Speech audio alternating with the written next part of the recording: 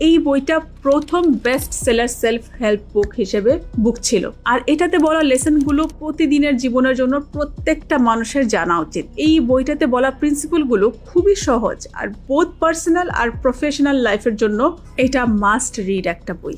এই বইটা থেকে আমি একটা লেসন শেয়ার করব, যা জেনে আপনি নিজ উদ্যোগেই এই ভিডিওটা আপনার ভালোবাসা মানুষের সাথে শেয়ার করবেন, কারণ আমরা সবাই চাই আমার কাছের মানুষটাও যেন লাইফের এই ইম্পর্টেন্ট লেসনগুলো মিস না করে। প্রায় 90 বছর আগের লেখা এই বইটা আমাদের সব টুলস দিয়েছে।